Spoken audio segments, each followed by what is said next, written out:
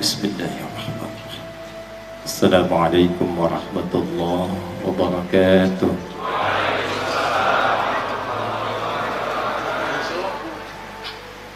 Alhamdulillahilladzi allafa baina qulubina fa asbahna bi ni'matihi ikhwana. Wassalatu wassalamu ala rasulillahi sayyidina al-habibi imamina al-mursalin Imamil Ghurral Muhajjalin Nabiyyina Muhammadin sallallahu alaihi wa ala alihi wa sahbihi wa dhurriyyatihi wa ummatihi ila yawmil mi'ad alladhi huwa amamah alladhi biiqtida'i sunnatihi syarifati asbahna lil muttaqina imama. Amma ba'd. Ya, kita sama-sama muliakan guru kita, tokoh kita, dan semoga Allah Subhanahu wa Ta'ala senantiasa meninggikan derajat beliau, menyehatkan beliau sehingga mampu membimbing kita dalam kebaikan. Pak Kiai Haji Muhyiddin yang dengan tawadhu bisa menyertai kita di malam hari ini. Saya memohon izin sekaligus minta maaf saya duduk sedikit lebih tinggi, tidak mengurangi kemuliaan hadirin sekalian, ini untuk sekedar terlihat saja. Saya hormati, saya muliakan. Bersama kita saat ini ada Pak Lurah Gandaria Utama. Semoga tugas-tugas beliau dimudahkan oleh Allah Subhanahu wa Ta'ala, keluarganya diberkahi dan memberikan support yang baik untuk beramal saleh di kelurahan, sehingga menjadikan wilayah yang beliau pimpin diberkahi oleh Allah Subhanahu wa Ta'ala. Keluarga besar DKM Masjid Al-Mukhlisin, baik tadi yang disampaikan oleh penasihat masjid Bapak Silo, semoga beliau senantiasa diberikan kekuatan, kebaikan, dan apa yang dilakukan dibimbing di masjid ini diridhai oleh Allah Subhanahu wa Ta'ala. Kita sejenak menyampaikan doa, semoga doa kita diterima oleh Allah Subhanahu wa Ta'ala untuk Ketua Umum di DKM Masjid Al-Mukhlisin ini, Bapak Dr. Fadil Zumhada Harahap. Sebetulnya saya ingin mengucapkan milad untuk beliau yang ke-59, karena 2 hari lalu itu yang saya ketahui beliau sampai pada miladnya. Semoga Allah Subhanahu wa Ta'ala menyehatkan beliau, memberikan kesembuhan terbaik dan memberkahi usianya seperti Nabi SAW sampaikan dan dikutip kemudian oleh sahabatnya Bakr an-Nafi' yang dicantumkan dalam Sunan At-Tirmidzi nomor hadis 2330, ketika ditanyakan, ya Rasulullah, wahai Rasulullah, siapa yang paling baik di antara manusia ini? Maka Nabi menjawab, man qala amruhu wa hasuna amaluhu, ialah orang yang dianugerahi oleh Allah usia yang panjang dan bisa disertai dengan panjangnya usia itu dengan baiknya amal. Alhamdulillah, di antara aktivitas beliau mampu membimbing masjid ini. Mudah-mudahan keberkahan yang didapatkan dari masjid ini menambah kesehatan dan kebaikan untuk beliau dan keluarga beliau. Saya baru dibacakan satu ayat Al-Quran dalam setiap sesi maulid itu tiba. Baru satu ini yang saya terus terang hatinya tadi saya pendam betul untuk tidak mengalirkan air mata terlampau dalam, sehingga mungkin ceramahnya jadi sedikit dan cepat pulang. Bukan karena suaranya juga luar biasa bagus dan dalam, tapi makna ayat itu memberikan satu janji yang harus diimani oleh setiap insan beriman yang mengaku umatnya Rasulullah SAW. Qari kita membacakan tadi Quran surah ke-33, surah Al-Ahzab ayat 21 pada ayat yang pertama. laqad kana lakum fi rasulillahi uswatun hasanah. Atau di riwayat dari Warsh dan qalun dari Nafi' bisa dibaca dengan iswatun hasanah. Tapi poin yang besarnya adalah liman kana yarjullaha wal yawmal akhir wa dzakarallaha katsiran. Ada orang-orang yang mencintai Rasulullah SAW. Ada orang-orang yang menjadikan Nabi Muhammad SAW sebagai idola dalam hidupnya. Saking cintanya dengan Rasulullah, dia mengejar sirahnya, dia meneladani, dia bersolawat kepadanya. Dan satu yang paling penting, niat ia mencintai Nabi betul-betul dilakukan karena Allah Subhanahu wa Ta'ala yang memerintahkan kepadanya. Maka orang-orang yang datang bukan sekedar untuk belajar, tapi menghadirkan cintanya pada Rasulullah SAW, ingin mengenal lebih dekat dan meneladani Rasulullah SAW, maka oleh Allah dijawab, orang itu akan berpeluang berjumpa dengan Allah Subhanahu wa Ta'ala. Dan ini mahal. Perjumpaan dengan Allah itu paling mahal dan tingkat tertinggi, bahkan dibandingkan dengan sekedar mendapatkan surga. Ada orang-orang yang ketika di akhirat nanti dalam hisab, wajahnya berbinar-binar. Di ayat itu ditafsir lagi dengan Quran surah 75 Al-Qiyamah di ayat 22 sampai 23. Wujuhu yawma idzin nadhirah. Ada orang-orang yang di hari kiamat wajahnya berbinar dan bercahaya, bukan karena masuk surganya, tapi ila rabbiha nadhirah, karena ia diperkenankan oleh Allah melihat langsung Rabbnya yang selama ini dirindukannya. Saya mau tanya begini Pak, Bu, teman-teman, kalau kita ini berpisah dengan anak atau teman yang lagi belajar pamit ke luar negeri, tidak bertemu misalnya selama 15 tahun, yang setiap waktu senantiasa diberikan semua hal yang kita perlukan. Kita butuh curhat, kemudian dilayani. Kita ingin mengadu, dibantu. Saatnya dia pergi, tak pernah bertemu selama 15 tahun. Kemudian dia kasih kabar, insya Allah besok saya pulang.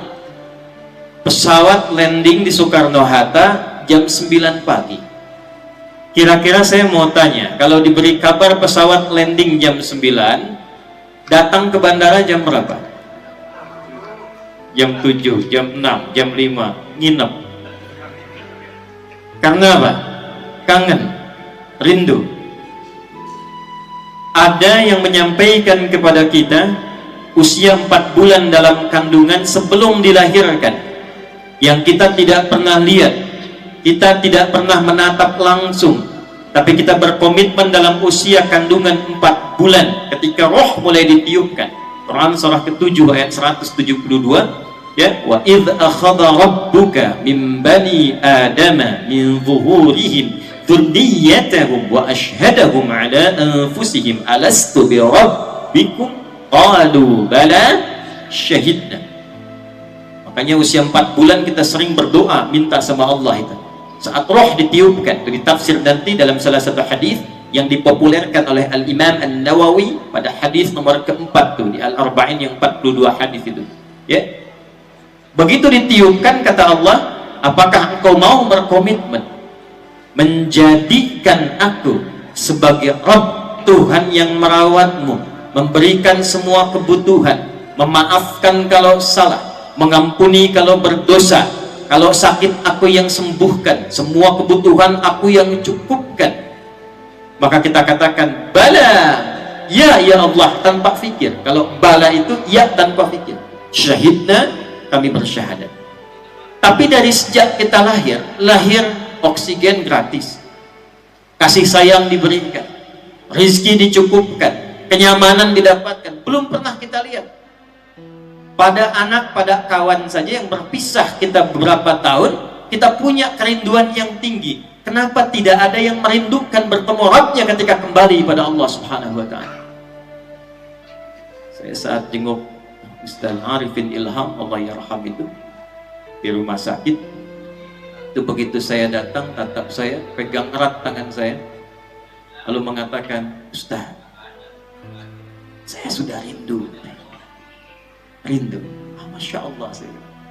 Dia bisikkan ke telinga saya, liqa Allah, sebentar lagi abang mau ketemu Allah. Liqa. Berapa di antara kita yang merindukan perjumpaan dengan Allah Subhanahu wa Ta'ala? Nah, yang paling menarik adalah ada orang-orang yang dijamin oleh Allah dan dia merindukan perjumpaan dengan Allah, dijawab oleh Allah di hari kiamat, yaumal akhir. Orang-orang ini diberikan bonus berjumpa dengan Allah karena kebiasaannya. Yang pertama, meneladani Rasulullah SAW, mengenalnya dan mencintainya saat ia berada di dunia ini. Jadi mencintai Nabi, meneladani, mengenal Rasulullah, bukan sekedar menjadikan kita insya Allah mendapatkan syafaat dari Rasulullah SAW yaumul qiyamah, tapi yang paling tinggi adalah langsung diperkenankan oleh Allah punya kesempatan menatap Allah Subhanahu wa Ta'ala. Sallu ala Nabi. Oleh karena itu mengucapkan selamat di antara sekian hamba-hamba Allah yang diberikan kemudian kelembutan di hatinya untuk datang ke masjid ini untuk mengenal Rasulullah SAW lebih dekat. Di antara sekian hamba Allah yang beraktivitas, kita yang dipilih oleh Allah Subhanahu wa Ta'ala untuk berada di masjid ini malam ini.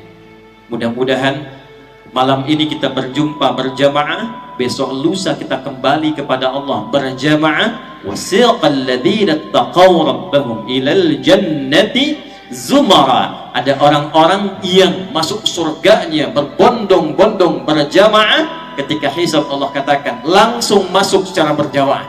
Begitu masuk, mudah-mudahan kita disambut di telaga Kautsarnya Rasulullah SAW. Dan dengan itu diperkenankan oleh Allah untuk menatap wajahnya Allah Subhanahu wa Ta'ala. Siapa itu Rasulullah? Siapa itu Rasulullah? Tak kenal maka ta'aruf. Karena tidak semua yang dikenali itu mesti sayang. Anda kenal istri tetangga kan tidak langsung sayang. Baik.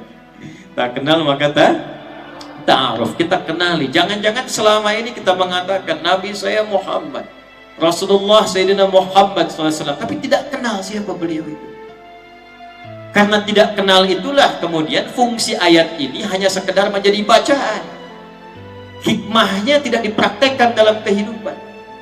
Karena yang diinginkan oleh Allah itu, kenal Rasulullah itu bukan sekedar mengatakan asyhadu an la ilaha wa asyhadu anna Muhammadan. Itu bukan cuma di lisan. Karena ada dulu orang-orang Arab Baduy mengatakan itu, langsung turun ayat merespon. Quran surah ke-49 di ayat ke-14. Qalatil a'rabu amanna. Datang segelintir orang Arab Baduy mengatakan, kami telah beriman, bersyahadat. Tiba kemudian turun jawaban langsung dari Allah. Nabi tidak komen. Awas, hati-hati, urusan iman dan kufur, awas, standarnya itu standar Allah. Gak boleh sembarangan mengeluarkan kata-kata kufur. Hati-hati. Saya ulangi, tidak boleh sembarangan mengatakan kata-kata kufur. Karena itu kalau ada aliran-aliran yang tidak jelas, sedikit-sedikit kafirkan orang, mesti hati-hati. Karena ketika kalimat itu diungkapkan, dia akan kembali mencari pemiliknya. Dia naik ke langit mencari, tidak ditemukan, di bumi tidak ditemukan, maka dia akan kembali kepada yang menuduhkan. Adab Nabi ketika kemudian orang itu beriman, mengatakan saya beriman, Nabi diam, turun kemudian langsung berita dari Allah. Qalatil a'rabu amanna. Mereka berkata orang-orang Arab Baduy, kami beriman. Kata Allah, qul, katakan Muhammad pada mereka, lam tu'minu. Kalian belum serius imannya. Walakin qulu aslamna. Tapi katakan pada mereka, kalian baru formalitas masuk Islam. Mengatakan Allah sebagai Tuhan, Muhammad SAW sebagai Rasul. Baru formal, diucapkan di lisan. Walamma yadkhul imanu fi qulubikum. Sedangkan imannya itu, iman pada Allah, iman pada Rasulullah, itu belum masuk ke dalam hati.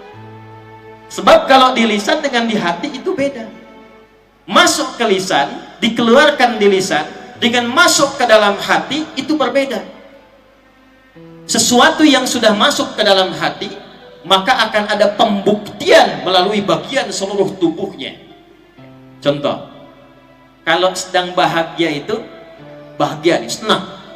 Malam ini ada berita dari DKM Al-Muflisin bahwa orang-orang yang ikut tabligh akbar akan dapat makan malam gratis. Oh, kelihatan wajahnya gembira. Jadi keadaan suasana hati itu gembira, nyaman, sedih, ekspresinya lewat apa? Semua yang muncul dan masuk ke hati diekspresikan dengan perilaku dalam kehidupannya. Bapak sayang pada anak, sayang itu kan sikap hati. Sifat itu menjadi sikap dibuktikan lewat apa? Kata-kata yang baik, perilaku yang baik, belayan yang dibutuhkan diberikan. Semua yang muncul dari hati pembuktiannya lewat perilaku. Awas nih, ada perempuan di belakang ya yang belum nikah. Jika ada anak laki-laki mengatakan pada Anda, saya mencintaimu, jangan percaya. Hati-hati itu. Karena baru di lisan. Karena cinta itu bagian dari rasa hati. Perlu dibuktikan. Maka yang perlu dibuktikan pembuktiannya. Kalau ada yang mengatakan, aku mencintaimu, jawab, buktikan cintamu dengan menuliskan nama kita berdua di buku pernikahan kita. BPKB, buku pernikahan kita Jadi kalau cuma dikatakan, itu belum iman. Mesti dibuktikan. Ketika kita bertanya, ya Allah, bagaimana membuktikan saya mencintai Rasulullah? Saya kenal Rasulullah. Maka dijawab oleh Allah, laqad kana lakum fi Rasulillahi uswatun hasanah. Nah, pembuktiannya kata Allah, ikuti Rasulullah itu. Teladani Rasulullah itu. Apa yang kami teladani ya Allah? Apa yang kami ikuti? Nah, ini yang akan kita bahas. Ternyata ayat ini itu bisa dibaca dalam lafaz uswah itu dengan dua cara. Berapa cara? Dua cara. Satu kali kita tadi membaca riwayat Hafiz dari Asim. Laqad kana lakum fi Rasulillahi uswatun hasanah. Pakai u. Yang kedua ada riwayatnya Warash dan Qalun dari Nafi' Al-Madani. Imam Nafi' itu tinggal di Madinah. Itu badannya tinggi besar, rambutnya keriting, kulitnya hitam. Ya, kemudian itu telinganya pendengarannya kurang.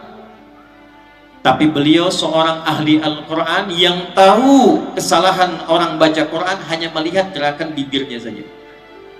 Dan tidaklah Imam Nafi' Al-Madani ini ketika beliau berbicara ahli Quran ini kecuali keluar bau harum dari mulutnya. Imam Nafi' Al-Madani.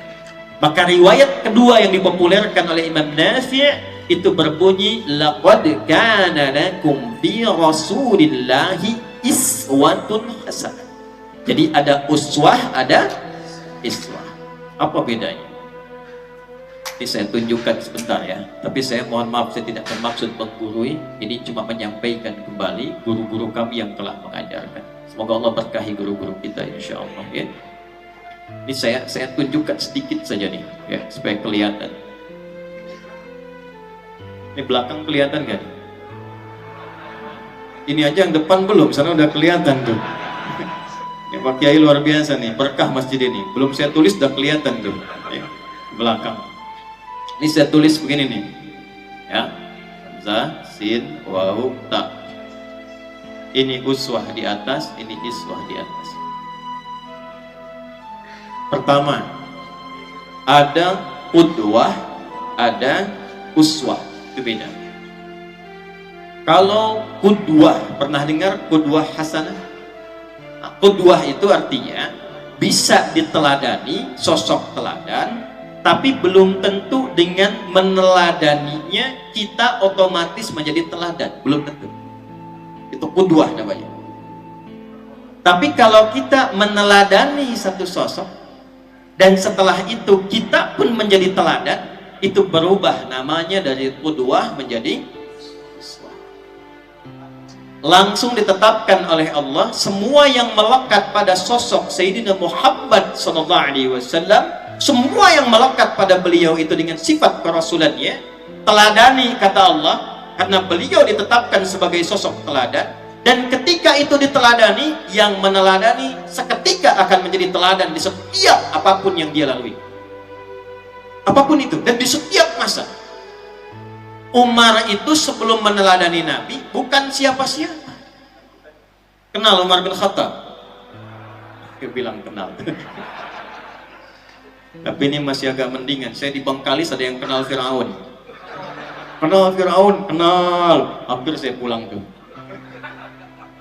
Umar itu sebelum kenal Nabi, ikut Nabi, bukan siapa-siapa. Dikenal di kalangan masyarakat jahiliyah. Maaf, ya, seorang yang suka nantang-nantang orang lain. Setiap hari kerjaannya minta duel. Kita ketemu di Gunung A, yang berani dengan saya. Tapi sebelum datang pamit dulu pada ibu yang telah melahirkannya, karena dia akan pulang tanpa nama. Umar paling minimal sehari mabuknya itu 5 kali dalam sehari. Karena itu ayat mirasan 3 termasuk Al-Maidah ayat 91 itu turun merespon pertanyaan Umar bin Khattab. Di zaman jahiliyah itu kalau pemabuk amatiran itu 5 kali sehari mabuknya. Kebayang yang profesional kan? Kapan Umar dikenal sebagai sosok yang seperti sekarang? Orangnya luar biasa, penegak kebenaran, banyak ide-ide brilian, orang yang luar biasa dalam menegakkan nilai-nilai keislaman, pemimpin yang fenomenal, teori belusukan dari Umar, ya, pengembangan pendidikan banyak dari Umar. Kapan dikenal demikian? Ketika kenal dengan sosok bernama Muhammad SAW. Siapapun, lompat era sahabat ke tabi'in, tabi'in ke tabi'at tabi'in, siapapun yang ikut dengan apa yang dituntunkan Muhammad SAW seketika berubah menjadi teladan. Dan hebatnya keteladanannya ini bisa dibaca dengan 2 cara. Ini bisa iswah dan bisa uswah. Ini saya ini dari kecil tuh senang Quran. Karena itu saya putuskan mengambil jurusan bahasa Arab formal untuk mendalami bahasa Al-Quran. Disertasi saya itu mendalami bahasa-bahasa, kata-kata, ayat-ayat di Quran di Muhammad 30 juz. Itu ketika menemukan bahasa Quran, singkatnya, saya mengambil sanad ijazah dulu tadi untuk menunjukkan yang saya sampaikan bukan biasa-biasa, tapi basic ilmunya kuat. Tidak ada satupun huruf dalam Al-Quran termasuk harakatnya kecuali punya makna. Kecuali punya makna. Ini yang harakat yang kita ketahui. Kalau garisnya miring kayak tidur tapi ada di atas, namanya apa? Fathah. Kalau di bawah namanya apa? Kalau bulat begini namanya apa? Sukun. Kalau begini namanya apa? Dhammah. Itu semua ketika kita lekatkan pada bacaan Al-Quran, bukan harakat biasa, tapi punya makna di balik itu. Yuk kita lihat misalnya, ambil langsung kasrah dengan dhammah. Kasrah kenapa disebut dengan kasrah? Di ilmu bahasa kita akan temukan kasrah itu, kalau kita lihat posisinya di bawah disebut dengan khafad, yang rendah. Karena rendah tuh ke bawah, posisinya kecil, kasrah zujaj, kaca pecah, melahirkan pecahan-pecahan kecil. Jadi semua kata-kata jika ada harakatnya kasrah, ini menunjukkan bahwa kata-kata itu mengandung makna yang lembut, yang kecil, atau yang sederhana, yang rendah. Itulah sebabnya kalau kata ini dilekatkan pada perempuan, harakatnya i, ya, i itu kenapa sering pada perempuan, sementara laki-laki a, ya, anta laki-laki, perempuan jazakallah khair, laki-laki, perempuan jaza illa i. Kenapa i untuk perempuan? Untuk menunjukkan sifat perempuan yang lebih lembut dibandingkan dengan laki-laki. Jadi kalau ada i'tikaf di masjid ini, antum mau sampai subuh i'tikaf tuh, jam 2 keluar cari udara. Begitu keluar, misalnya dekat pohon tuh ada suara, nggak usah lari, tunjuk kasroh ya. Itu yang lembut, yang kecil. Saya waktu itu diundang ke Garut Pak Kiai oleh sahabat kami senior sepuh. Nyampe ke sana itu dikasih buah sukun Pak. Dihidangkan ke kami, sudah dimasak, buka-buka begini. Beliau katakan, Ustadz, ini silahkan sukunnya dimakan. Saya bilang, Pak, ini bukan sukun, ini fathah. Kalau sukun dia masih bulat di atas tuh, jatuh ke bawah jadi kasrah. Bapak potong-potong kebuka, dimasak jadi apa? Fathah. Tawa, saya kira selesai itu. Rupanya dia bawa lagi nampan dengan sukunnya ke dapur. Dia sampaikan pada istrinya, Ma, kata Pak Ustadz, ini bukan sukun. Apa Pak? Fathah.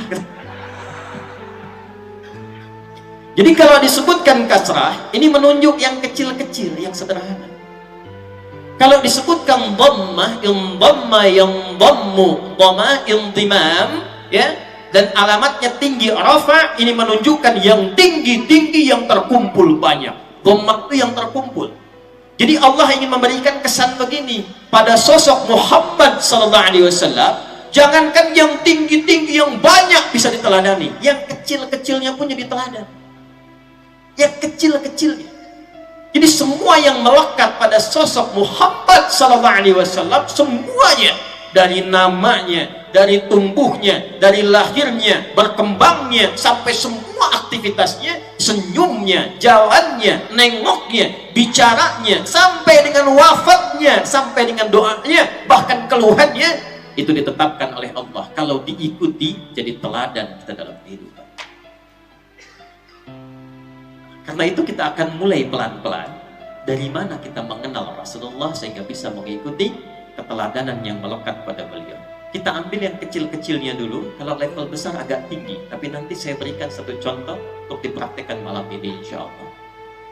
Yuk kita ambil yang kecil dulu, dari namanya. Siapa nama beliau? Siapa nama beliau?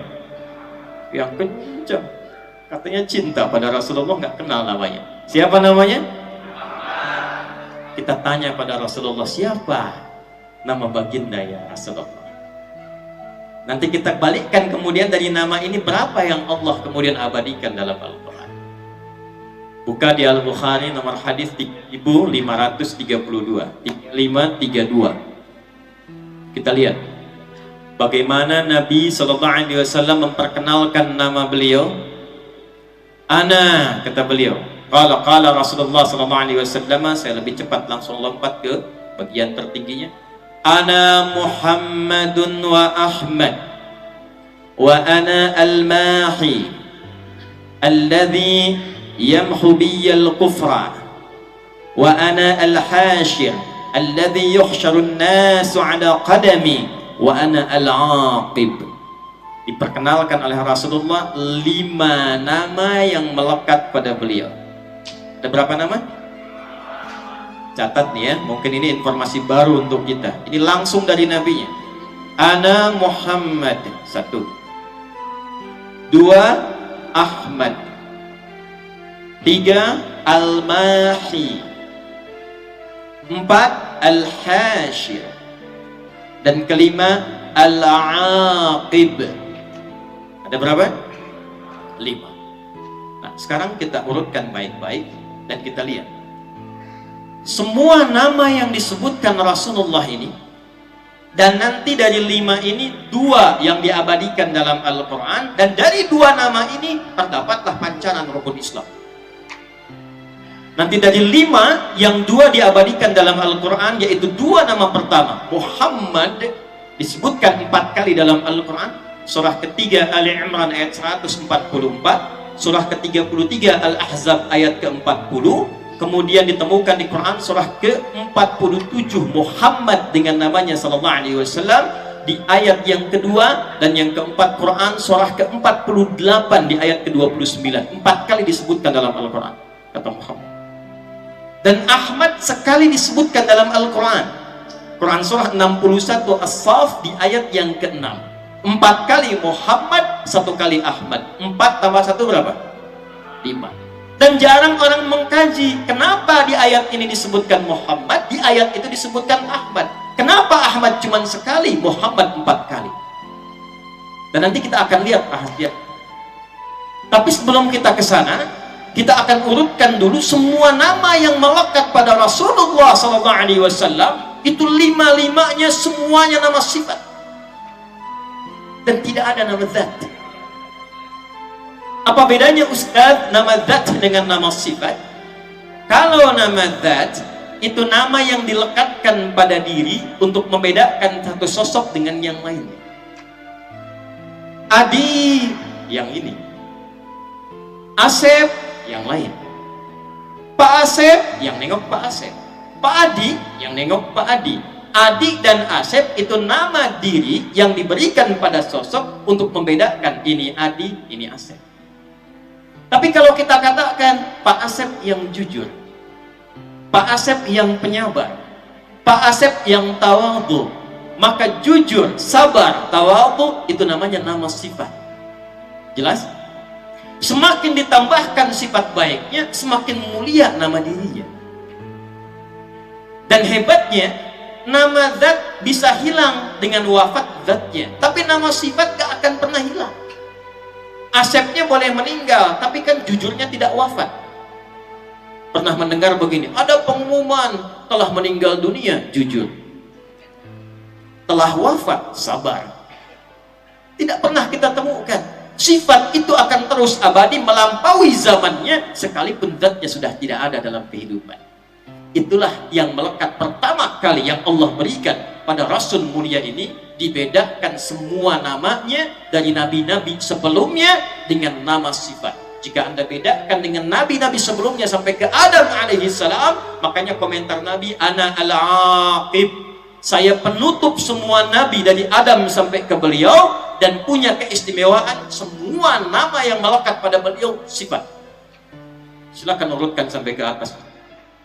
Muhammad sallallahu alaihi wasallam bin Abdullah bin Abdul Muttalib bin Hashim bin Abdul Manaf bin Qusay bin Murrah bin Kilab bin Ka'ab bin Ghalib bin Fihr bin Malik bin Nadar bin Kinana bin Khuzaimah bin Mudrika bin Ilyas bin Nizar bin Mudar bin Ma'ad bin Adnan bin Addi bin Adri bin Muqawwam bin Nahur bin Tarikh bin Ya'rub bin Yasdub bin Nabit bin Ismail alaihi salam bin Ibrahim alaihissalam bin Azar atau bin Nahur bin Abir bin Kinan bin Al-Fahshad bin Sam bin Nuh alaihissalam bin Mikhlail bin Matushana bin Kinan bin Anwas bin Tis bin Adam alaihissalam.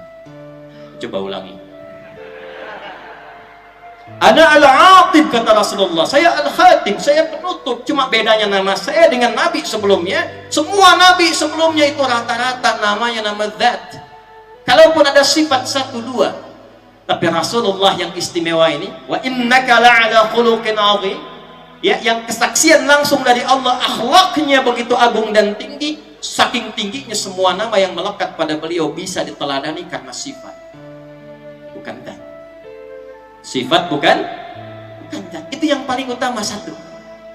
Jadi kalau kita mau gali apa yang melekat pada Rasulullah supaya kenal Nabi, yang pertama diperkenalkan oleh Allah, kenali namanya dulu. Laqad kana lakum fi Rasulillahi, kita mulai dengan iswah dulu, namanya dulu. Jangan-jangan selama ini menyebut namanya, tapi kita tak kenal dengan sifatnya. Sifat apa yang melekat pada nama itu? Nah, sekarang kita keluarkan yang viral dulu dalam Al-Quran, dua nama, Muhammad dan Bapak Ibu sekalian. Sekali lagi saya tidak bermaksud mengajari, tapi kalau kita buka sirah yang agak tinggi-tinggi ya, kalau Nurul Yakin masih ringkasan ya, tapi kalau kita ngaji ke Ibnu Ishaq sampai dengan ke atas, kita akan temukan ternyata di era jahiliyah, di zaman Nabi dilahirkan itu, nama Muhammad tidak populer, belum pernah ada sebelumnya.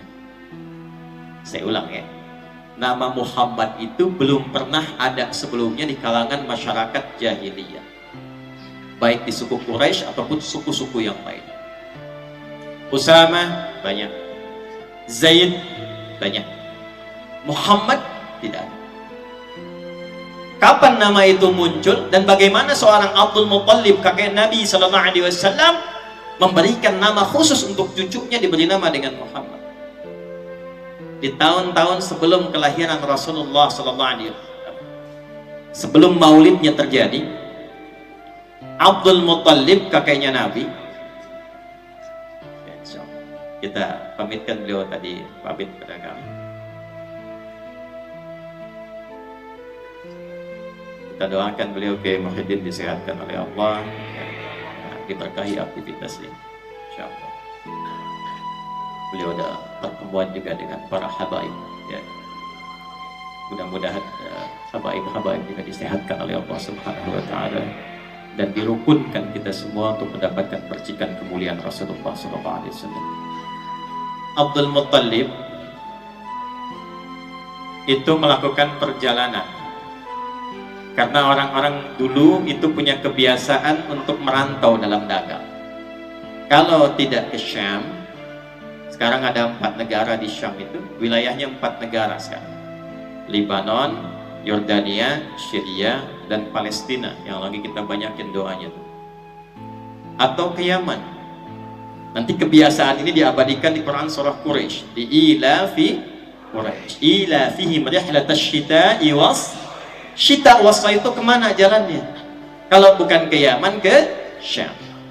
Saat jalan ke Syam itu, beliau ditemani oleh 3 sahabatnya. Satu namanya Sulaiman bin Mu'adhi. Yang kedua namanya Hulailah bin Hajij. Dan yang ketiga namanya Himran. Sulaiman, Hulailah, Himran dan Abdul Muttalib. Begitu sampai di Syam, bertemulah dengan seorang pendeta Nasrani, bertanya ke 4 orang ini, kalian dari mana? Kata Abdul Muttalib pada saat itu mengatakan, karena juru bicaranya, kami dari Mekah, di Jazirah Arab. Dijelaskan tepatnya. Maka komentar pendeta itu mengatakan, pendeta Nasrani, nanti akan datang Nabi terakhir dan lahirnya dari tempat wilayah Anda. Akan datang Nabi terakhir, lahirnya dari tempat wilayah Anda. Perhatikan, namanya Muhammad. Namanya siapa? Muhammad. Saya kasih jalur nasab dulu ya, nasab dengan sanad ilmunya nih ya. Dan saya pernah mencari dan pernah punya dulu namanya Injil Barnabas, itu jelas tertulis Muhammad di dalamnya. Ternyata nama Muhammad ini, Bapak Ibu sekalian, itu sudah diviralkan oleh Allah di kalangan seluruh nabi yang bertugas di bumi. Bahkan Allah mengambil perjanjian dengan semua nabi sebelum tugasnya dimulai agar mereka mengimani Muhammad SAW dan menolong dakwah beliau kalau beliau diutus sesuai dengan eranya. Jadi kalau tiba-tiba muncul di era Nabi itu, perjanjiannya Nabi itu mesti ikut mengimani Muhammad SAW dan membantu dakwahnya.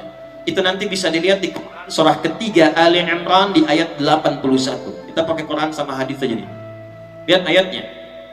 Wa idh akhadallahu mitsaqan nabiyyina lama ataitukum min kitabin wa hikmatin thumma ja'akum rasul musaddiqan lima ma'akum la tu'minunna bihi wa la tansurunna qala aqrartum wa akhadhtum ala dhalikum isri qalu aqrarna qala fashhadu ma'akum minasyahidin.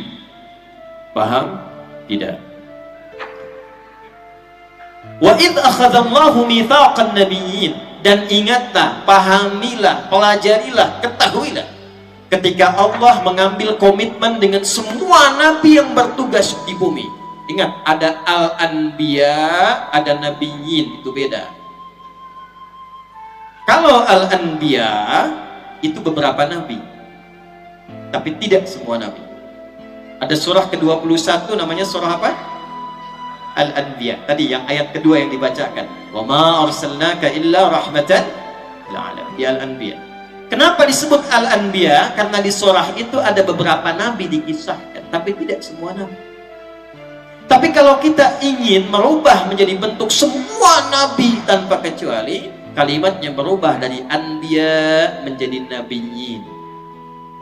Wa idh akhadallahu mitsaqan nabiyyin, dan pahami, ketahui, ingat, pelajari ketika Allah mengambil komitmen dengan semua nabi yang bertugas di bumi.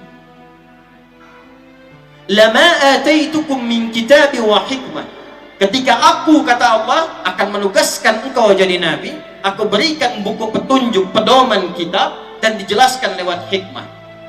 Jadi ada kitabnya, ada penjelasannya. Nabi Musa kitabnya apa? Taurat, kitab. Penjelasan Nabi Musa disebut dengan hikmah. Nabi Isa kitabnya apa? Injil. Penjelasan Nabi Isa terhadap Injil disebut dengan hikmah. Nabi Muhammad kitabnya apa? Al-Quran, penjelasan Nabi Muhammad terhadap Al-Quran disebut dengan hikmah. Semua Nabi saat menerima kitab dan hikmah, kata Allah, harus ada komitmen. Kalau tugas kalian saat berjalan bersamaan dengan itu lahir Nabi penutup, kalian harus membantu risalahnya, beriman kepadanya, dan menolong dakwahnya. Kata Allah, apakah kalian semua komitmen? Mereka berkata, kami komitmen ya Allah. Qala fashhadu wa ana ma'akum minasyahidin. Bersyahadatlah kalian karena aku menyaksikannya. Jadi nama Muhammad SAW itu bukan nama yang diberikan oleh manusia. Ingat itu. Mungkin baru tahu kita malam hari ini. Itu bukan nama yang diberikan oleh manusia. Karena itulah semua nabi sudah tahu itu diviralkan di setiap masanya. Bahkan khusus Nabi Ibrahim dan Nabi Ismail alaihi wassalam. Ibrahim itu gelarnya Khalilullah, yang paling dekat dengan Allah. Paling dekat dengan Allah. Dan Abul Anbiya, bapaknya para nabi, karena semua ke bawah keluarganya itu nabi. Dari semua jalur. Sayyidah Sarah melahirkan nanti Ishak, Ishak turun Yakub, Yakub turun Yusuf, terus sampai ke Isa alaihi salam. Sayyidah Hajar menurunkan sampai Sayyidina Ismail alaihi salam sampai Muhammad sallallahu alaihi wasallam. Disebut Abul Anbiya, khusus zamannya Nabi Ibrahim dan Nabi Ismail alaihi wassalam, itu sampai keduanya berdoa di samping Ka'bah supaya Nabi Muhammad sallallahu alaihi wasallam spesial, lahirnya nggak boleh sama dengan nabi-nabi lain, harus lahir di tempat atau di sisi tempat yang paling spesial di bumi.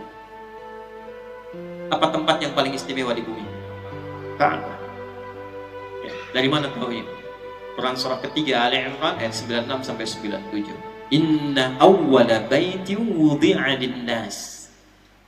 Sungguh kata Allah, aku tegaskan, rumah pertama yang dibangunkan untuk manusia, bukan manusia yang bangun. Saya ulang ya, rumah pertama yang dibangunkan untuk manusia sebagai kiblat, bukan manusia yang bangun. Nanti buka kitab namanya Akhbaru Makkah karya Az-Zurqli. Anda buka halaman 13 sampai 15 tuh. Itu disampaikan bagaimana di situ dalil disebutkan malaikat diperintahkan oleh Allah bangun Ka'bah sebelum Adam turun. Dibangun. Nanti zaman Nabi Nuh alaihi salam hancur bagian atasnya terkena banjir. Sisa pondasi. Nah, pondasinya ini diperintahkan oleh Allah kepada Nabi Ibrahim, Nabi Ismail, tinggikan lagi di era Nabi Ibrahim. Maka beliau menapakkan kakinya, bawa batu untuk meninggikan lagi. Tapak pertama yang ditapakkan untuk melakukan perbuatan besar disebut makom namanya. Di makom itu tapak terhormat. Ya, kenapa kita sebut kuburan dengan makom? Untuk memberikan kesan hiduplah dengan terhormat supaya wafatnya pun dihormati. Makanya kita sebutkan makam ulama, makam aulia, dengan makam para kiai. Kenapa? Karena hidup mereka terhormat. Ada pesan di balik nama makam. Bekerjalah selama hidup dengan terhormat agar wafat pun Anda terhormat. Itu maksudnya. Maka sampai sekarang walaupun Nabi Ibrahim sudah tidak ada, makamnya tetap ada. Hajar Aswad, multazam, kemudian ada pintu, tarik garis lurus, geser kanan dikit, itu makam Ibrahim. Begitu diinjakkan kaki, anaknya yang usia 3-4 tahun kurang lebih datang dari sisi kanan bawa batu, mengatakan, "Papa, saya mau bantu, boleh nggak?" Maka bawa batu, batu dalam bahasa Arab disebut dengan hajar, disusun-susun menjadi hijar. Maka daerah itu sampai sekarang disebut dengan Hijar Ismail. Apa kaitan dengan Nabi Muhammad SAW? Begitu selesai ditinggikan Ka'bah itu, berdoalah keduanya. Berdoa keduanya di samping Ka'bah. Doanya ada 3. Diabadikan di Quran surah kedua Al-Baqarah ayat 127, 128, 129. Nah, yang 129 itu khusus untuk Nabi Muhammad SAW. Rabbana wab'ath fihim rasulan minhum yatlu alaihim ayatika wa yu'allimuhumul kitaba wal hikmah wa yuzakkihim innaka antal azizul hakim. Ya Allah, mohon nanti Rasul yang diutus yang terakhir, yang mulia, yang istimewa itu, mohon lahirkanlah ya Allah di tempat yang termulia, di sisi Ka'bah ini, di kalangan penduduk yang akan hidup di sekitaran Ka'bah ini. Sekarang silahkan riset dan cek, Nabi mana yang pernah tugas di muka bumi yang lahirnya dekat Ka'bah? Gak ada, kecuali Nabi Muhammad SAW. Nanti kalau umrah, kalau haji, Ini kita doakan mudah-mudahan yang belum bisa dipercepat ya. Nabung, gak cukup dengan amin, nabung. Ntar dari Zam-Zam keluar, langsung belok kanan tuh. Jangan masuk masjid dulu. Lurus dikit, belok kanan ke arah yang bawah bukit tuh yang ada istana. Lurus, tandanya sebelah kanan tuh ada pos security. CCTV-nya tuh satu warna putih ngadepnya ke depan. Ya, bawahnya kursi ada warna hijau. Lurus saja dulu, terus sampai ke ujung. Ya, sebelah kanan ada kipas angin. Terus saya hitung tuh ada 35 tuh dari awal sampai akhir. Yang ini belum saya hitung. Sampai ujung. Begitu nyampe ujung, tarik kemudian ke kanan dikit agak serong 45 derajat, 150 meteran. Anda temukan satu rumah tuh yang sekarang jadi perpustakaan, warna krem, itulah tempat Nabi dilahirkan. Tidak ada satupun Nabi yang lahir dekat Ka'bah kecuali Nabi Muhammad SAW. Nabi Ismail lahirnya di Palestina, wafatnya dekat situ. Tapi Nabi Muhammad lahirnya di situ. Jadi saking mulianya Nabi ini, awas hati-hati nih. Allah sudah memuliakan luar biasa. Namanya diviralkan. Tempat lahirnya istimewa. Yang mendoakan para Nabi. Sampai nanti kerisalah Nabi terakhir sebelum datangnya Nabi Muhammad SAW. 600 tahun sebelum kelahiran Nabi Muhammad SAW, namanya itu sudah semakin dikuatkan, bahkan semakin gembira. 600 tahun sebelum kelahiran Nabi Muhammad. Maka Nabi sebelum Nabi Muhammad, ya, pengantar sebelum ditutup itu namanya Isa bin Maryam. Yesus Al-Masih itu lahir 600 tahun sebelum Nabi Muhammad SAW. Dan beliau merasakan pada masa itu ini akan segera datang nih Rasul penutup. Maka redaksi Qurannya berbeda. Nabi Ibrahim, Nabi Ismail masih berdoa, Nabi Isa memberi kabar gembira. Nah, kebayang nggak nih, ada orang 600 tahun belum lahir orangnya sudah gembira. Pak, aduh saya gembira nih, ayo kita syukuran. Gembira apa? Anak saya mau lahir. Kapan? Ntar kalau saya udah nikah. Dan nikah aja belum. Respon kita gimana tuh? Oh, nanti ada-ada aja gitu ya. Tapi ini lain, Nabi Muhammad tuh beda. Belum lahir, masih 600 tahun. Nabi Isa, Nabi Ruhullah, dekat dengan Allah, dijaga oleh Allah, ibunya mulia ya. Dan itu menyampaikan kepada umatnya, aku berikan kabar gembira. Nabi Isa gembira, Nabi Isa gembira. Ente Nabi bukan, Rasul bukan, surga belum jelas, nggak ada pujian di Quran, nggak gembira dengan kedatangan Nabi Muhammad. Dipertanyakan. Mungkin para nabi kalau lihat lagi, lihat bingung siapa nih. Para nabi gembira. Quran surah 61 ayat yang ke-6. Wa idh qala Isa bin Maryam, disebutkan langsung namanya Isa dan binnya. Ini saya kasih rahasia bentar ya, kita lompat dulu, tapi janji ini diantara kita aja nih ya. Kalau di Quran disebutkan nama plus binnya, itu berarti peristiwanya hanya terjadi pada orang itu dan tidak akan terjadi lagi pada yang lainnya di setiap masa. Jelas? Tapi kalau tidak disebutkan namanya, hanya disebutkan inisial atau gelarnya. Contoh, Firaun, Abu Lahab, dan turunan-turunannya. Ini menunjukkan peristiwa itu akan terjadi lagi di masa depan dengan tokoh yang berbeda, tapi sifat dan perilaku yang serupa. Contoh, ibundanya Nabi Isa disebutkan nama dan bintinya, wa Maryam binata Imran. Maryam anak perempuannya Imran. Kenapa disebutkan bintinya? Karena kejadian yang menimpa Maryam bisa mengandung dan melahirkan tanpa disentuh laki-laki manapun. Walam yamsasni bashar. Bahasa Qur'annya tidak disentuh laki-laki manapun. Itu cuma Maryam binti Imran. Ya. Maryam Gandaria banyak, mana Pak Lurah tuh? Ya. Maryam sekarang misalnya lahir tanpa bapak banyak. Tapi yang tidak disentuh laki-laki manapun cuma Maryam binti Isa bin Maryam. Kenapa disebutkan Isa dan binnya di Quran? Dan satu-satunya tuh, satu-satunya. Muhammad gak disebutkan di Quran dengan binnya. Nuh gak disebutkan. Adam apalagi karena gak ada bapaknya ke atas kan? Nabi Isa, Isa bin Maryam, Isa bin anak laki-laki Maryam, anak laki-lakinya Maryam. Kenapa disebutkan sampai ke bin, sampai ke ibunya? Kenapa? Karena hanya Nabi Isa alaihi salam yang terlahir dari rahim seorang perempuan tanpa ada pasangannya, tanpa disentuh laki-laki mana. Isa bin Maryam. Ada lagi yang lebih hebat daripada Isa, namanya Adam. Siapa namanya?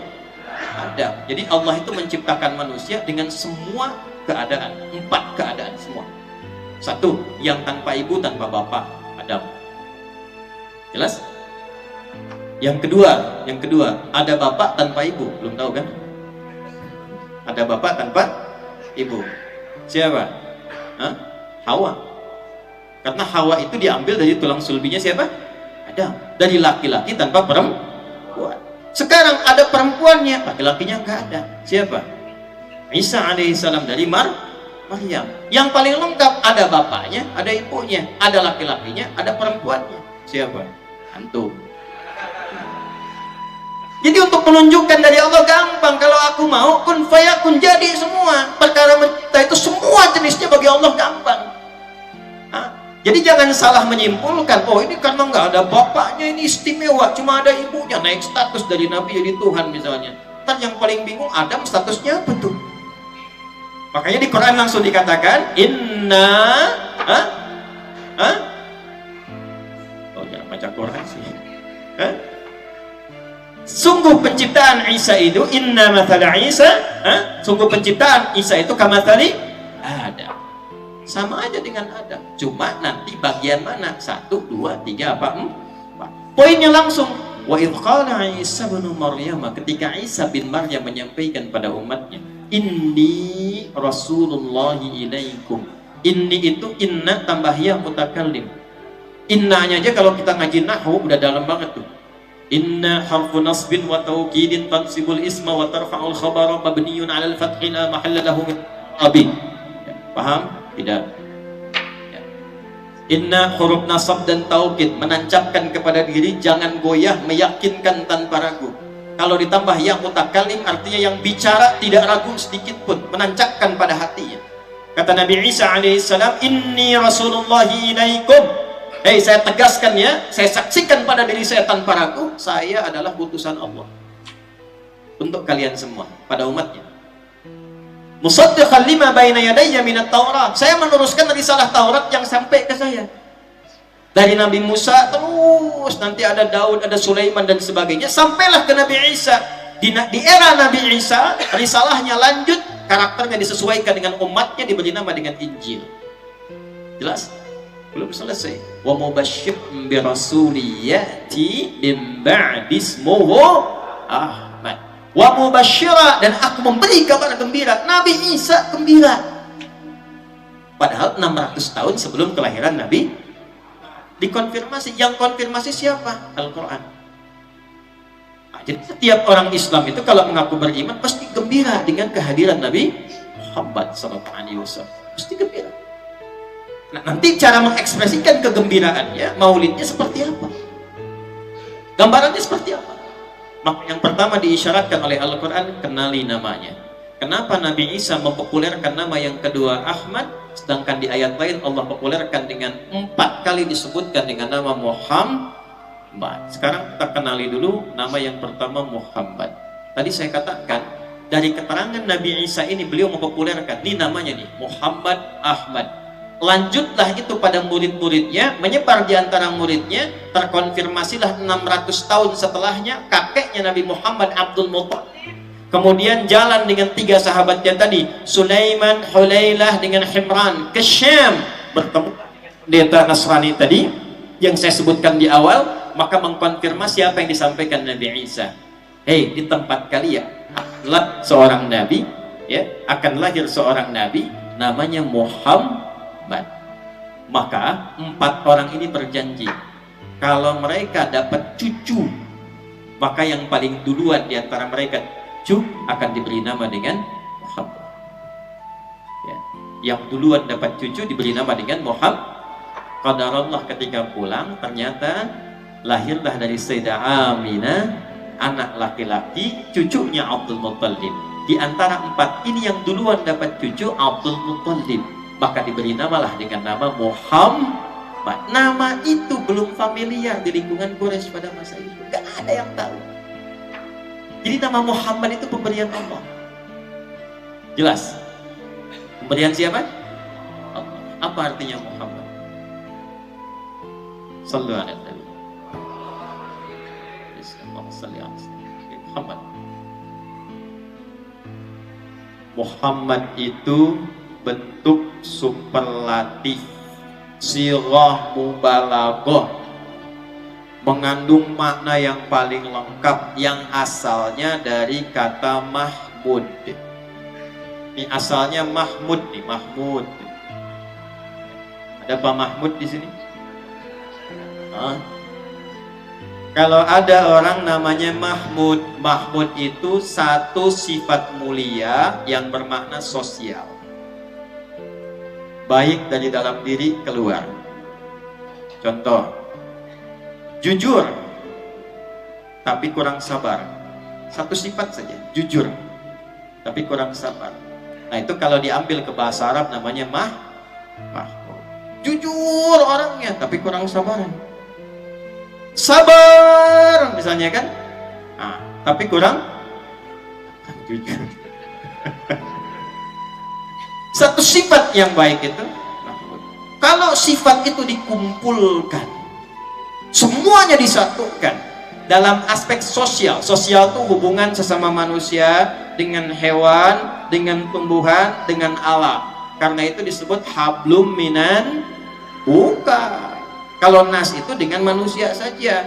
Hablum minal makhluqat. Minan nas itu belum lengkap. Kalau hablum minan nas hubungan dengan manusia saja. Dengan hewan bagaimana? Dengan tumbuhan bagaimana? Kalau sama manusia baik, sama hewan baik, sama tumbuhan baik, dan semua sifat kebaikan itu melekat pada dirinya, maka berubah dari Mahmud menjadi Muhammad.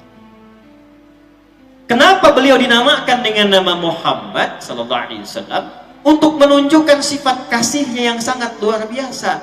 Karena sifat yang diberikan oleh Allah yang melekat kepada beliau, yang dibacakan Qari tadi di bagian terakhir, wa ma arsalnaka illa rahmatan lil alamin. Jangan dipopulerkan sama Maher Zain aja itu rahmatan lil alamin. Sifatnya kita praktekkan. Alamin itu siapa saja, bukan satu alam. Jadi kalau sama manusia Nabi Muhammad itu jelas sudah baiknya, jelas lacak semua sirah ditemukan bagaimana indah perilakunya. Sedang ruku ada yang naruh kotoran di punggungnya, apakah marah? Ya, selesai diangkat, bersihkan, senyum biasa lagi. Diancam, dipersekusi, mau dieksekusi, diusir, dimaafkan. Sama manusia masih biasa, tapi bagaimana dengan hewan, dengan tumbuhan? Saya ambil yang paling tinggi aja deh, dengan tumbuhan. Suasana perang nih ya, bisa. Contohnya, perang itu kan nggak ada kasih sayang ya. Makanya surat izin bertahan, izin membela diri, bukan izin menyerang ya. Jadi namanya jihad nih. Jihad itu bukan nyerang sembarangan, awas hati-hati. Ya, hati-hati. Jihad itu izin mempertahankan diri, membela diri ketika diserang. Makanya Mbah Hashim itu, ya, kayak Haji Muhammad Hashim bin Asy'ari mengeluarkan resolusi jihad untuk bela bangsa, bela negeri, bela diri, bela iman. Bukan nyerang sembarangan, hati-hati. Ini penting saya ingatkan nih.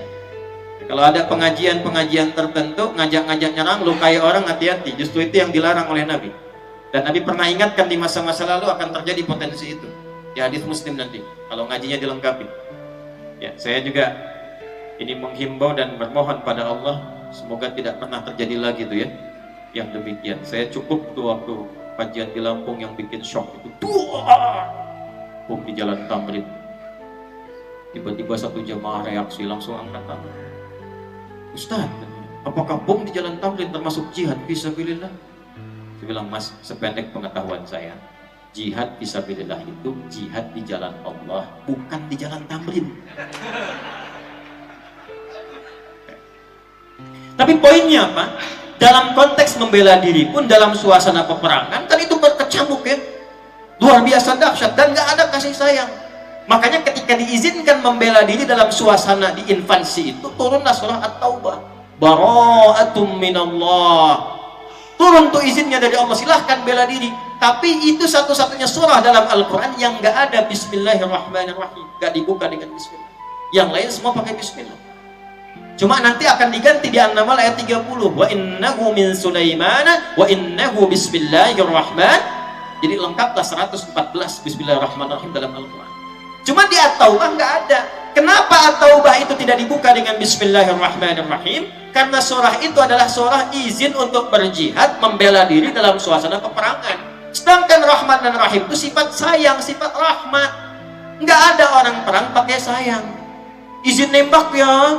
Oh, sakit nggak di sana? Maaf ya. Tembak ya tembak aja, bom aja. Itu namanya peperangan. Tapi dahsyat-dahsyatnya perang, keluarlah kata-kata legenda seorang Muhammad SAW. Pasukan Muslim nggak boleh rusak tanaman, nggak boleh cabut sembarangan.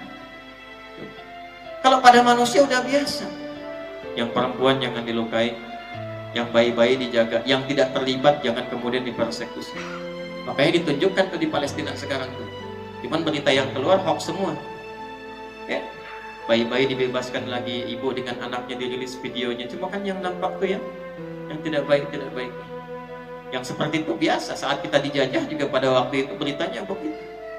Saya tuh kemarin ke Belanda, saya sampai datangi kantor VOC itu. Sekarang udah jadi asrama di Delft, kecil dengan Masjid Mukhlisin gedean ini, cuman gudangnya besar. Ya, lain waktulah kita cerita itu ya. Tapi banyak hal yang tidak kita ketahui, banyak sesuatu yang bergeser. Tapi yang paling dahsyat, Muhammad SAW itu namanya mewakili sifat kasih, baik pada manusia, pada hewan nih, ya. Maaf, timbang nyembeli hewan nih waktu Idul Adha, cuma dalam Islam yang ada aturan jelasnya, menyembeli tapi tidak menzalimi hewannya. Kata Nabi, sebelum disembeli tajamkan pisaunya sehingga tidak memberikan rasa sakit mendalam kepada hewannya yang mempercepat penyembelihannya. Tajamkan di Islam. Dan hati-hati, najaminnya itu nggak boleh di depan hewan yang akan disembelih. Sabar ya, najem kok, cepet kok, insya Allah cepet. Nggak boleh tuh, dosa. Di mana ada aturan hubungan dengan tumbuhan bisa membuat manusia berdosa, cuma di Islam. Di mana ada aturan menzalimi hewan itu bisa celaka, cuma di Islam. Ada orang yang ngurung kucing kan, gak dikasih makan, dan ditunjukkan, diberitakan pada Rasulullah, terus sedang dihukum tuh karena perilaku zalimnya pada kucing. Sebaliknya hanya seorang perempuan yang larut dalam dunia gelap, tiba kemudian dia melihat seekor anjing kehausan, dia keluarkan bagian dari dirinya, ada yang menyebutkan sepatu, ada yang menyebutkan bagian dari tempat yang dia dapati, lalu dijulurkan tuh, diberi minum ke anjing itu. Anjing itu minum dan kemudian berjalan kembali dengan segar. Turun berita dari Allah Subhanahu wa Ta'ala, memberikan pahala yang baik untuk perempuan itu. Ada riwayat menyebutkan dari pelajaran itu dia menyimpulkan Allah memberi hidayah kepadanya sehingga hewan yang najis, yang kotor pun bisa hidup kembali. Maka dia menyimpulkan, saya pun manusia yang dianggap najis bisa tobat kembali. Karena riwayat itu yang menunjukkan bahwa tobatnya itulah yang mendapatkan nilai lebih di hadapan Allah Subhanahu wa Ta'ala. Nanti saya sebutkan di akhir, dari semua kisah ini, nama Muhammad ini bukan sekedar nama, ditampilkan oleh Allah dalam Al-Quran untuk memberikan pesan kuat kepada semua yang mengaku umatnya. Praktekkan sifat itu, tiru, bawa dalam kehidupan. Jadi bukan cuma sekedar mengaku saya umatnya Nabi Muhammad, tidak. Nama Muhammad itu nama sifat. Kalau Anda, saya, kita mengaku umat beliau, artinya kita komitmen meneladani sifat yang melekat pada nama itu. Cek sampai malam ini bagaimana hubungan kita dengan manusia.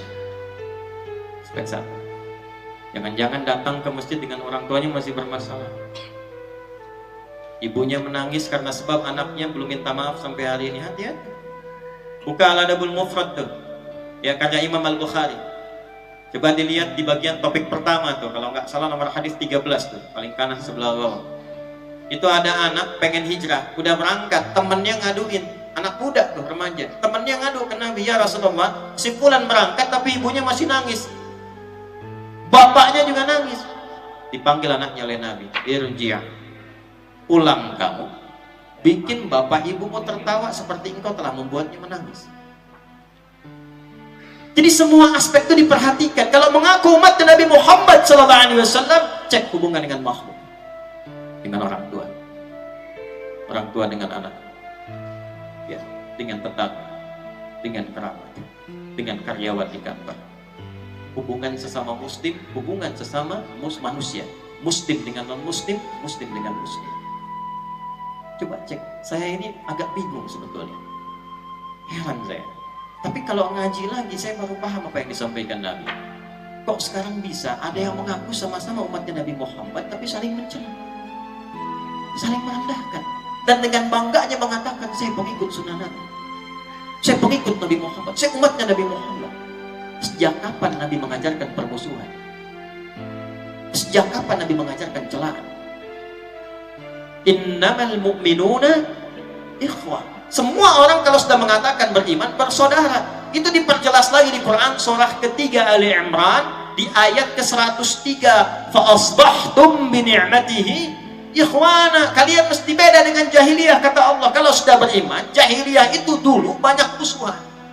Banyak bermusuhan, dikit-dikit musuhan, dikit-dikit perang, dikit-dikit musuhan, dikit-dikit bunuh. Satu mati di sana, sini juga mesti mati. Di Mekah demikian, ke Madinah demikian, Aus dan Khazraj.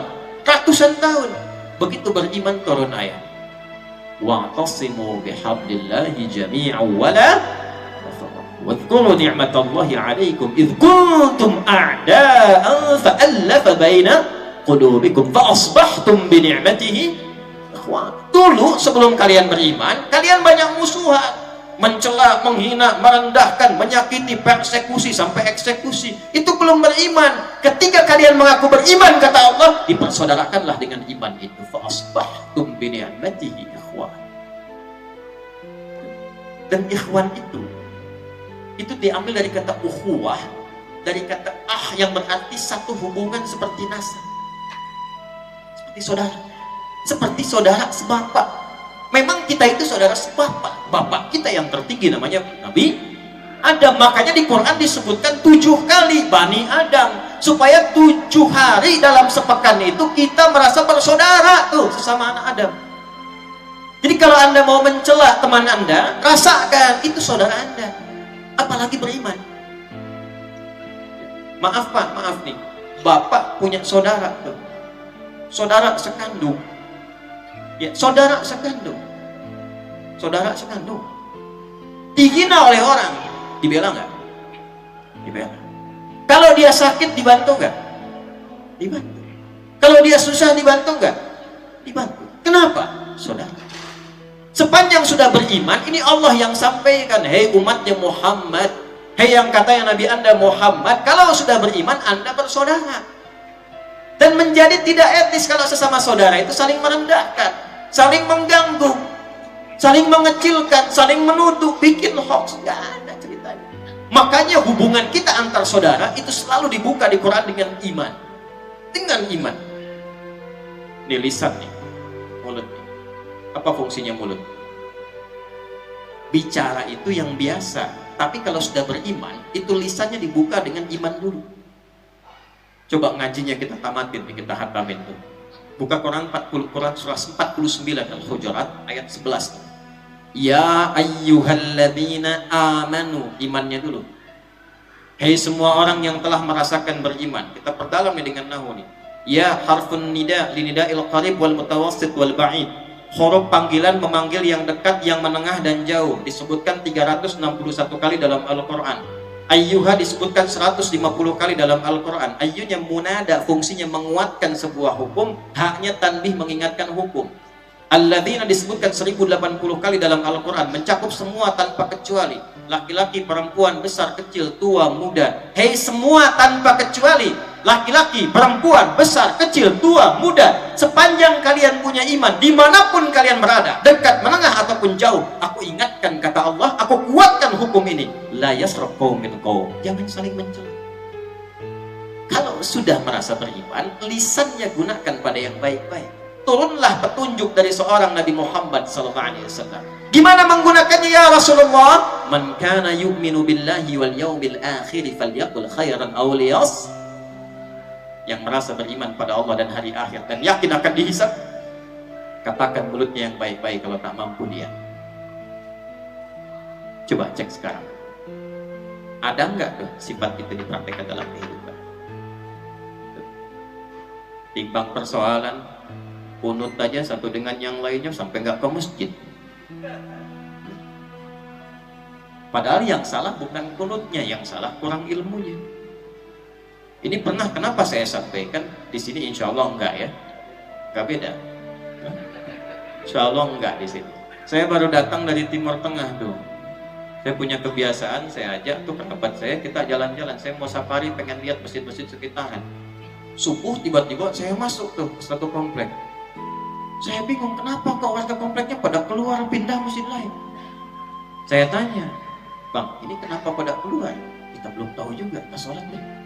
Begitu sholat selesai, saya pikir nggak ada yang aneh di sini. Begitu kita cross check lagi, kenapa Pak keluar tadi? Bid'ah. Bid'ah yang mana ya? Kenapa Pak? Kunut. Oh, la ilaha illallah, musibah. Musibah. Ya. Hanya persoalan furu'iyah yang ilmunya sudah jelas. Dari dulu sudah diturunkan, dalilnya jelas. Yang kunut ini dalilnya, yang gak kunut ini dalilnya. Kalau pilih kunut begini caranya, kalau tak kunut gini caranya. Nyambung ke nabinya begini nih, ini runtutannya. Yang kunut dalilnya dari mana? Buka Sunan Abu Daud, buka kemudian At-Tirmidzi, nyambung kemudian ke Al-Hasan, ada hadis Ibnu Umar, ada hadis Ibnu Abbas radhiyallahu ta'ala anhuma. Kemudian bacaannya diajarkan Nabi, yang menyaksikan cucunya Nabi Hasan bin Ali radhiyallahu ta'ala anhuma. Allamani Rasulullah sallallahu alaihi wasallam.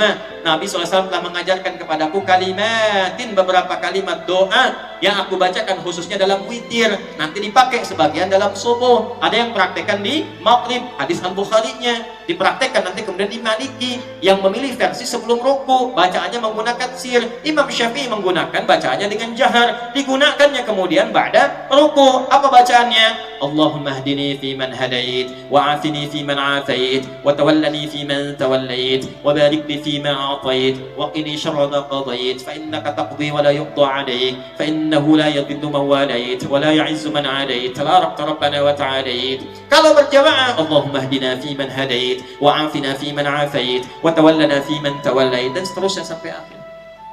Kalau tidak pilih itu, ngambil jalur yang kedua. Ketika diturunkan itu, riwayatnya Imam Ahmad, ya, rahimahullah ta'ala, hafal sejuta hadis, muridnya Imam Asy-Syafi'i.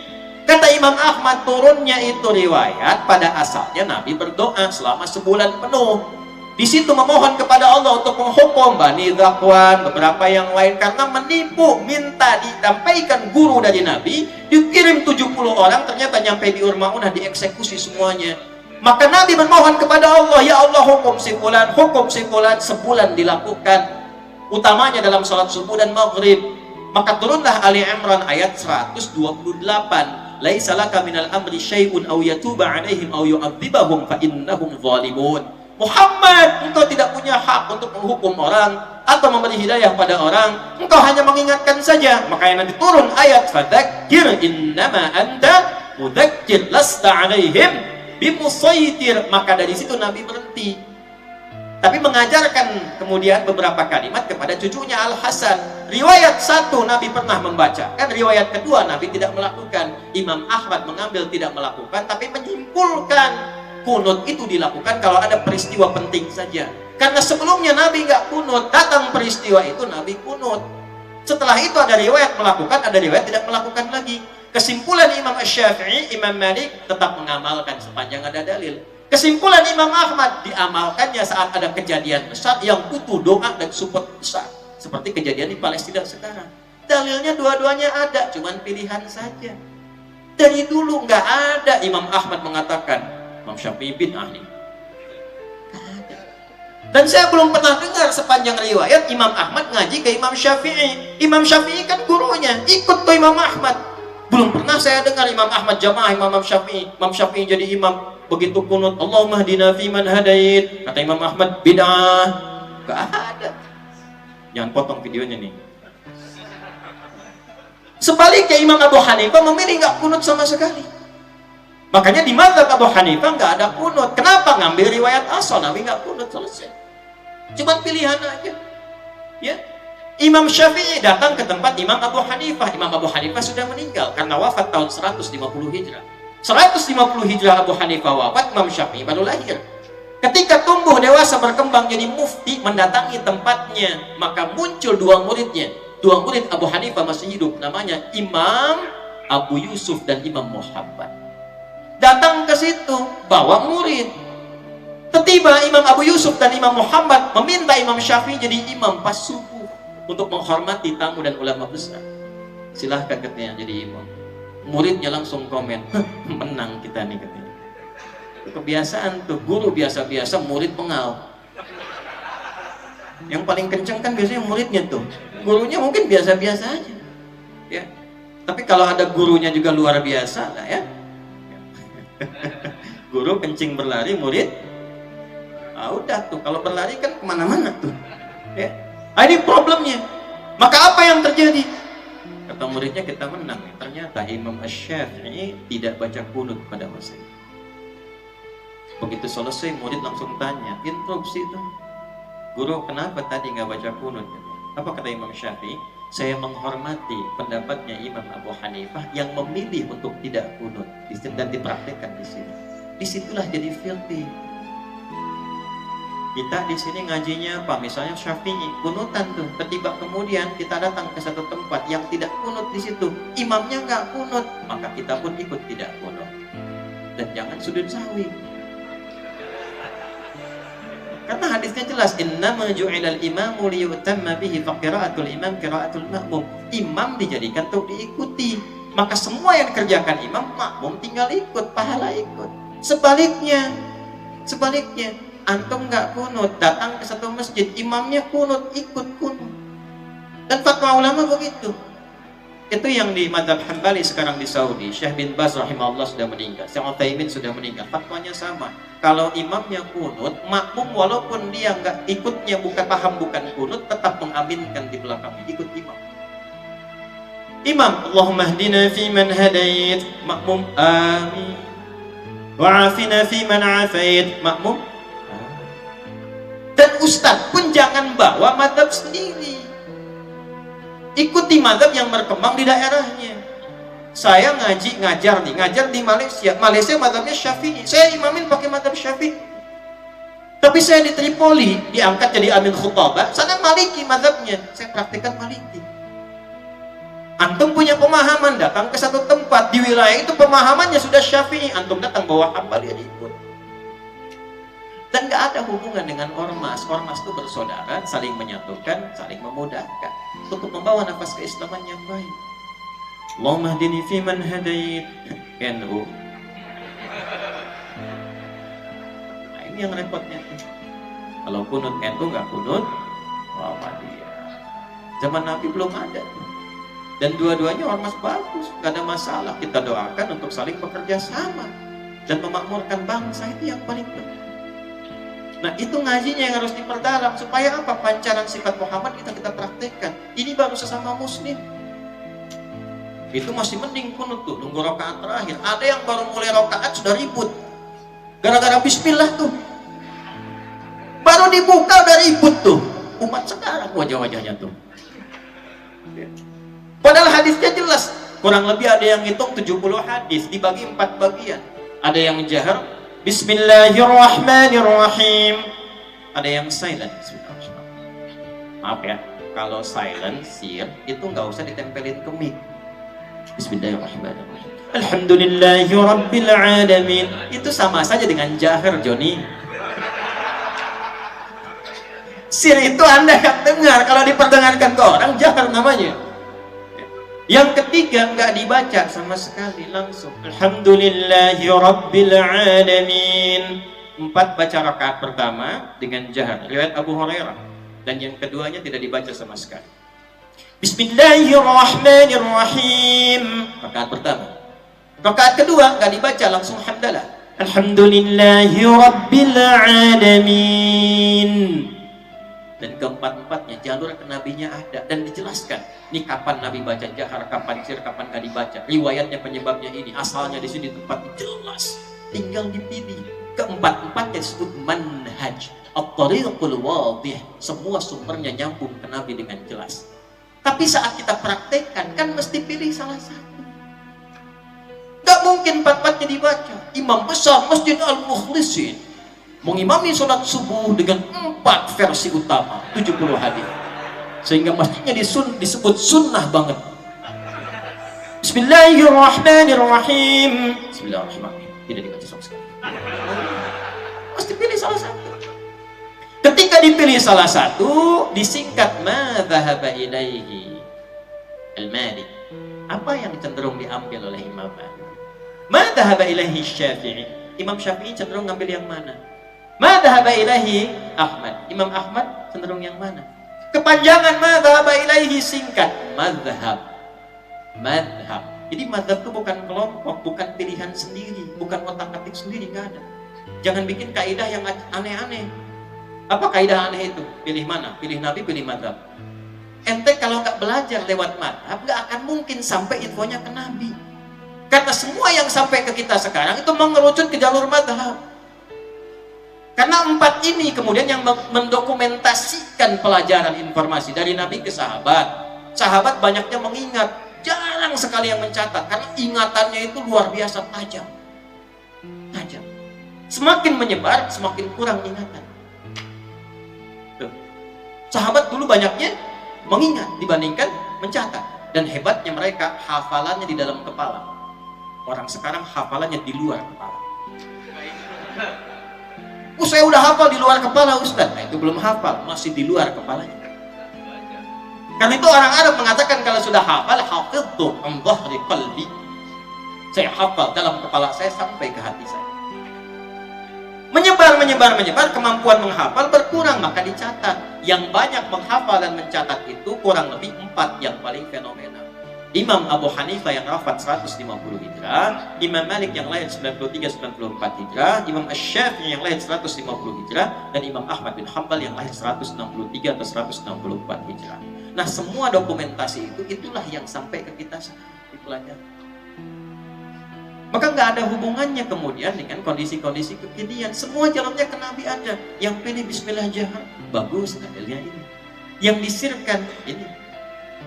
Ya, saya 2010 tuh jadi petugas di Mekah, menyambut jemaah haji Indonesia pertama kali, dan waktunya sholat Isya tuh. Itu pertama jemaah datang, pas imamnya saya sudah masih ingat betul saya suasana begini. Sudah siap takbir, Allahu Akbar. Bismillah. Alhamdulillahi Rabbil Alamin. Itu komentar jamaah Indonesia pertama di samping saya terdengar jelas. Alhamdulillah saya belum takbir tuh. Iki imamnya Muhammadiyah ya. Wah, saya komen langsung Muhammadiyah coba Masjidil Haram. Nah, jadi ini sudah saatnya kita belajar dengan baik, mempraktekkan percikan nama. Jauh dari perselisihan. Ya, sudah bukan eranya lagi membid'ahkan, menyalahkan apa semua. Yang ada itu pelajari pakai ilmunya. Lalu ilmu yang baik itu praktekkan untuk membangun bangsa. Ini amanah dari Allah Indonesia ini. Harus dijaga. Ulama kita banyak jagain dari dulu. Karena ini anugerah, undang-undang kita mengakui.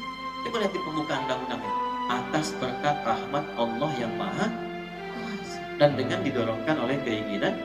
Jadi ini anugerah dari Allah. Proklamasi hari Jumat bulan Ramadan. Jumat bulan Ramadan udah jaga. Jangan sampai terpecah belah. Rukunkan, nyatukan. Karena Nabi itu menyatukan, bukan memecah. Ini yang kita harapkan Nabi. Jangan sampai maulid. Habis itu berantem lagi. Bawa nama ini, praktekkan dalam akhlak, pancarkan dalam kehidupan kita. Ini kita sampai jam berapa ini? Masih terus? Sampai subuh? Siap. Antum subuh, saya 9:30 pulang ya. Ambil 15 menit lagi lah ya. Itu baru sesama muslim. Maksud saya kasih contoh dulu. Orang Islam dengan orang Islam kasih contoh dulu. Supaya dakwahnya bisa dilihat oleh orang yang belum beriman. Bagaimana orang baru beriman bisa senang dengan Islam kalau sesama muslim aja masih saling mencela, saling menjatuhkan? Perbaiki dulu hubungannya. Setelah itu baru Nabi sampaikan sesama manusia.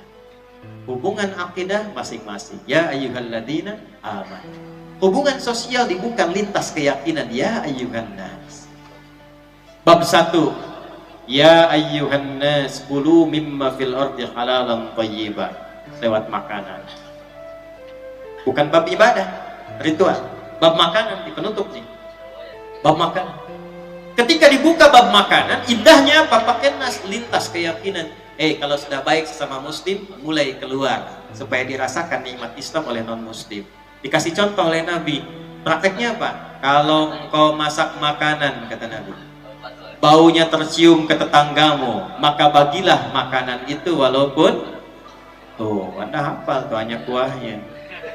Cuman karena bacanya terjemah, Anda masak itu opor ayam, ayamnya Anda makan, kuahnya bagi tetangga. Tetangga protes, tanya, "Kok cuman kuahnya, Pak?" Anda jawab, hadis Nabi. Anda pelakunya, Nabi tersangkanya, tuh repot tuh. Maksudnya apa? Nabi sudah visioner tuh jauh-jauh hari. Kalaupun masak kuah karena bumbu-bumbu yang khusus, kirim tetangga supaya nggak salah tafsir. Anda masak pakai bumbu rendang, tapi yang dibikin dari singkong. Singkong bumbu rendang. Kirimkan isinya supaya nggak salah tafsir. Jelas? Baik. Tapi pertanyaannya begini, apakah Nabi mengatakan kalau tetangga Anda itu muslim saja? Tetangga di samping-samping, apakah semuanya muslim? Belum tentu. Masak Anda opor ayam, bagikan yang Islam. Yang Kristen lihat, begitu dilihat tanya, "Pak, kayaknya Pak Haji enak opor ayamnya." "Emang enak sih, cuman ente kafir sayang." Dosa tuh. Dosa karena melakukan kekerasan atas nama agama. Dan dibantah oleh Quran di Quran surah kedua ayat 256. La ikraha fiddin. Gak boleh ada paksaan, gak boleh ada kekerasan. Ya, gak boleh. Yang terjadi apa? Berikan. Satu. Yang non muslim ketok pintunya. "Selamat pagi, Pak Haji, ada apa?" "Ini ada opor. Silakan, mudah-mudahan bisa dinikmati dengan baik." Besoknya dia pulangin tuh pancinya, dia ketok udah bisa salam. "Assalamualaikum." Tuh, seumur-umur belum pernah diucapkan. Cuman persoalan dengan opor ayam bisa keluar "Assalamualaikum." Begitu dibuka pintu rumah Anda, "Pak Haji, ini kembaliin panci." "Terima kasih itu. Ini enak banget." Bukan enak, ini Islam yang perintah. Nabi Muhammad yang ngajarin umat. Itu dengan menggunakan opor, dia kenal rasanya. Teman saya namanya ada Syekh Al-Farisi dari Kuwait, seorang dai besar, dai dunia global. Itu saat melihat film fitnah yang dibikin oleh orang Belanda yang merendahkan dan menghina Nabi, beliau langsung terbang dari Kuwait ke Belanda.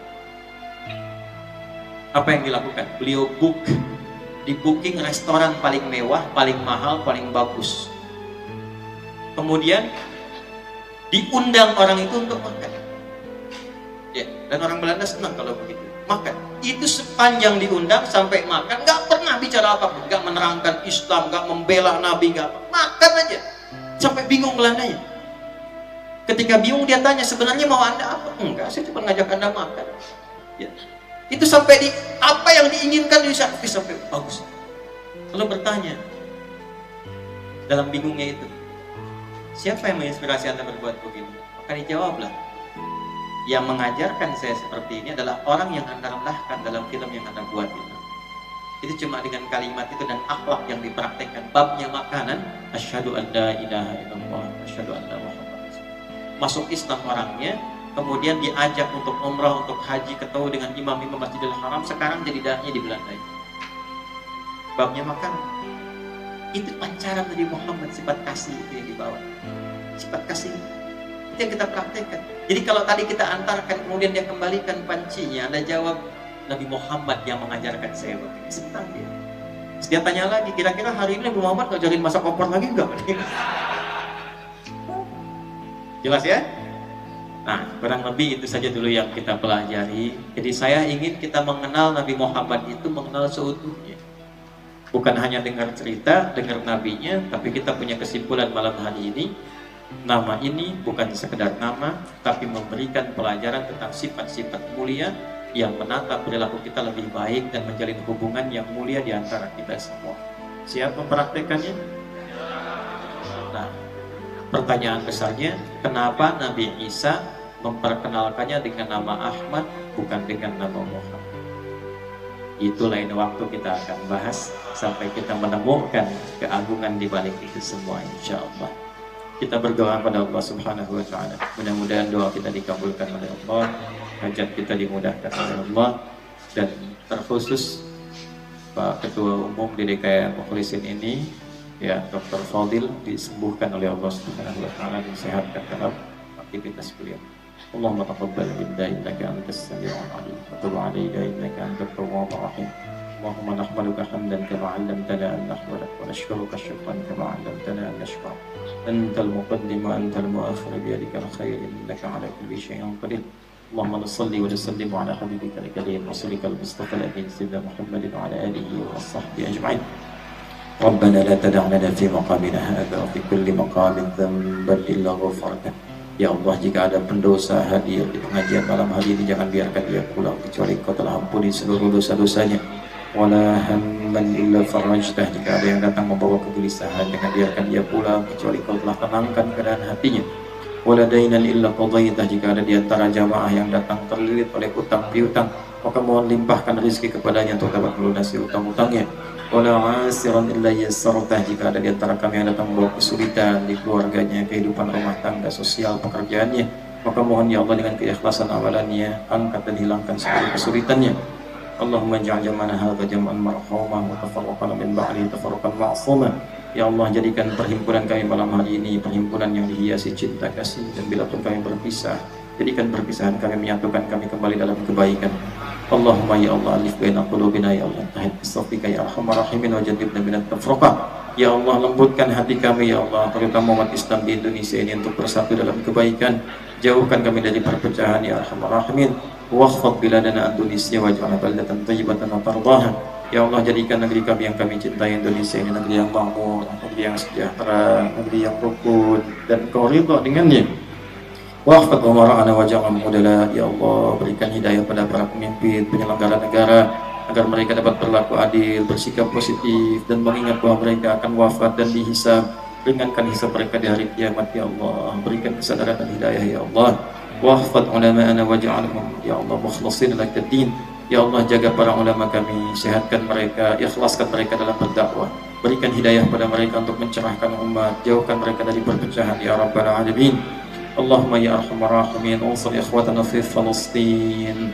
Allahumma zid quwwatal mujahidin. Allahumma zid quwwatal mujahidin. Allahumma zid quwwatal mujahidin fi Palestin لتحرير مسجد الأقصى يا رب العالمين. وخفف حسابنا يوم القيامة عن ضعفنا في نصرتهم ونصرة الأقصى يا رب العالمين. Ya Allah, tambahkan kekuatan pada para pejuang di Palestina.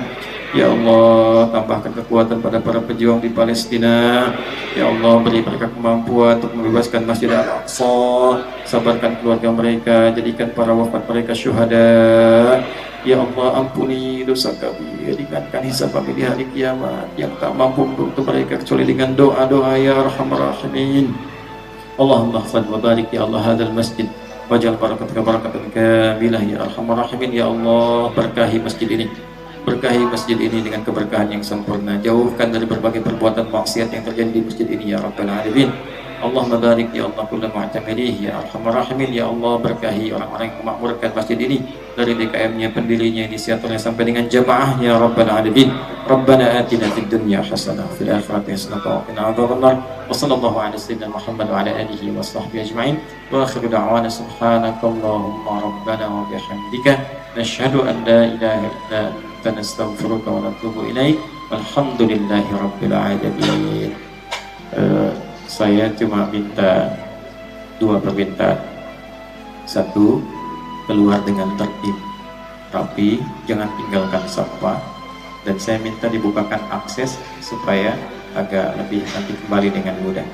Kedua, mohon titip doa ya dalam sujud-sujud antum supaya Allah mengampuni dosa-dosa saya. Assalamualaikum warahmatullahi wabarakatuh.